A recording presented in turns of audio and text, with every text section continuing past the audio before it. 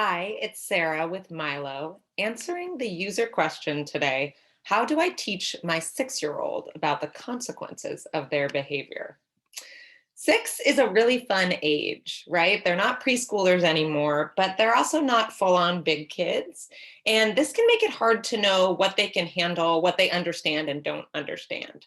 So, my first suggestion is to know where they're at, kind of cognitively. So, 6-year-olds are just beginning to understand the perspectives of others and being able to put themselves in other people's shoes.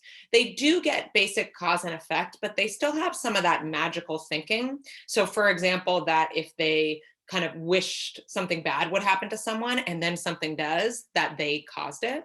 So you have to watch out and see if you can come from a place of believing them when they say they didn't know the consequences of something, even if you think they're smarter than that.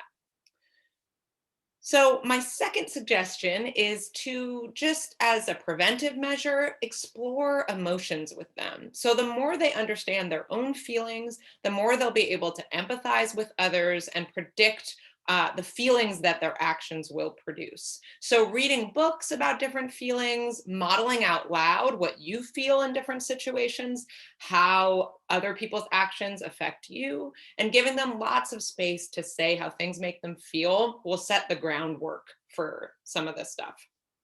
Then you want to prepare for those sticky situations where you think they might push on a boundary or do something that would, result in a consequence. So one way to do that is to kind of think about where problems might arise and then to set clear consequences ahead of time. So, for example, saying, remember that if you push your sister, you'll have to take a break from the game, right? Or remember, when you go over to your friend's house, that um, if you call her names like you did last time, she's probably not going to want to play with you for a while. So just talking that over ahead of time and then helping them think of other things to do. Another thing you can do is look for natural consequences. And so this can be kind of confusing, our definition of what these are. But the one that I use is that natural consequences should be related, respectful, and reasonable. So, for example, if they break something, a related consequence would be that they'd be asked to clean it up, and it would be respectful for you to do that without additional scolding on top of the consequence, right? They're already dealing with it to then say, you always break things, or, oh, what a mess you made, right? Is not very respectful. And then also, that would be in line with their age and skills for a 6-year-old to clean something up. Maybe they wouldn't do it perfectly. You'd need to help a little bit. That would be reasonable. So, another thing that you can do is really give them space to discover a pure natural consequence on their own. So instead of constantly nagging them about wearing a coat, just allowing them to go outside in the cold and see what the consequence is. That's the most natural consequence of all, right? That on their own, they get cold. And so next time they want to wear that coat.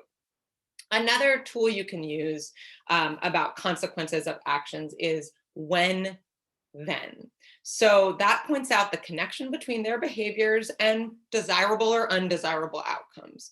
When you whine, I have trouble helping you. When you put your art supplies back in the bins, then I know you're ready for some new paints. Right? When you start cleaning up your room more regularly, then I know that you might be able to handle talking about a pet. So that's a really nice, clear connection for them between what they do and what happens. Thanks for listening. Good luck with your 6-year-old.